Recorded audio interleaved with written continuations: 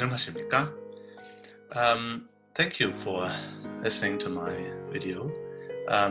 First of all, I'd like to acknowledge the spread of COVID-19, the loss of the lives of people around the world, and the disruptions for society is tragic. Let us all pray for those who've lost their lives, for their families, and for all those people who are experiencing severe hardship at this time as a result of this. I'm recording this video here in the middle of a lockdown in New Zealand. Here the virus reached us relatively late, but our lockdown started when the number of cases was still not very high. It's been reported now that all around the world there are probably approximately 2.5 billion people in partial or in full lockdown. So that's about a third of the whole humanity. So a huge amount, impacting a huge number. It is likely that the health crisis that's come about from the virus will have fundamental effects on how things are going to be run in society in the future, or at least it will speed up a lot of the developments that have already been happening. So for me personally, this includes moving towards online-based teaching. So I've been already asked by my university where I work, Auckland University of Technology, to restructure my courses and deliver it in an online format. So basically just like I'm giving a video presentation here now. My son, he's doing video conference calls for his school with the school teachers and his classmates.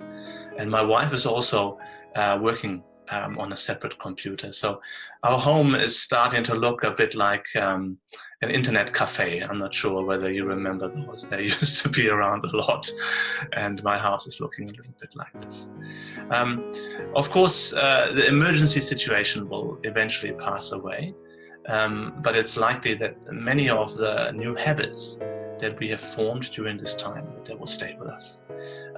We will discover new aspects that are attractive.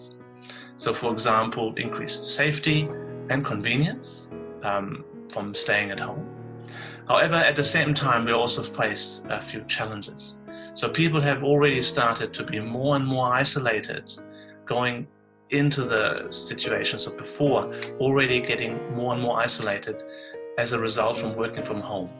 And it looks likely that this trend will only accelerate. So in many countries, rates of depression and anxiety have already been increasing dramatically.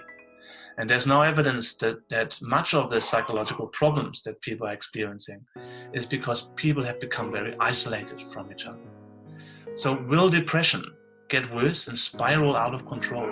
Or can we use the same technology that contributed to this problem, the technology of being online and isolated? Can we use the same technology that made us isolated?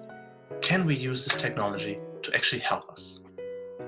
So a couple of years ago, I wrote a book chapter with a few colleagues about the use of technology, such as websites and smartphones, to deliver psychological therapy. So sometimes this is called e-health, electronic health, e-health.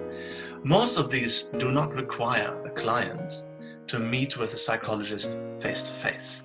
And the evidence indicates that this approach, the e-health approach, can be just as effective as normal traditional therapy. So however, what is often reported is that people tend to drop out over time. So which seems to indicate that it doesn't work for everyone. So out of 100 people who start initially, maybe only about 40 will complete. So far, this hasn't been much of a problem because the people who drop out, they still can then go to, again, face-to-face therapy, which is available. But now that we're living in this situation of lockdown, this is less and less the case. So we now have to work on making this way of connecting online more attractive and to see how we can make it more effective as well. So a lot of research has been conducted also on the effect of teaching meditation and mindfulness online. So for example, our research group here in New Zealand, we got university students to meet regularly in a classroom. So while the teacher was joining via video conference, so just like I'm, you're seeing me on a screen, a group of students were sitting together and watching the teacher on the screen.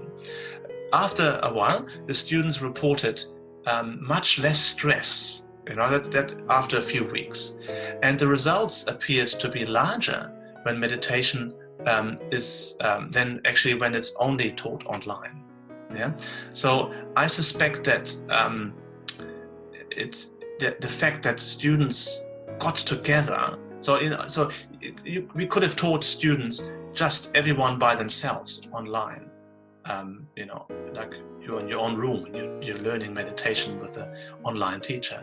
But in our group, the effects were even larger. So I think it is because coming together as a group forces people into a routine. Like you have to go out at every time, every Wednesday night at 6 o'clock. So there's a bit of a routine, and you have to make an effort to go out. Maybe get dressed, shave, put on some nice clothes, all these things. And you are also meeting other people, so they're having this social support. So it might be the same effect when people get together in a gyodang for meditation.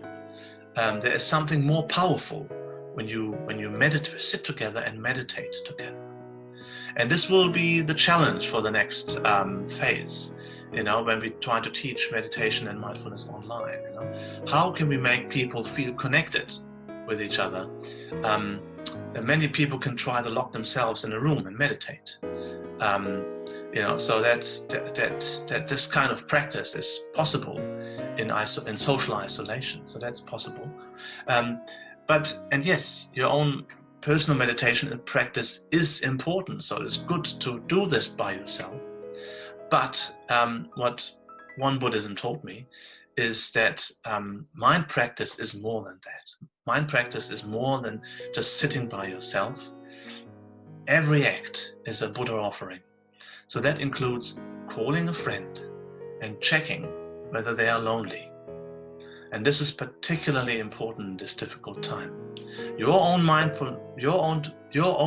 practice starts with you, yes, but it also means looking after others. So let's cultivate healthy minds together, and let's look after each other.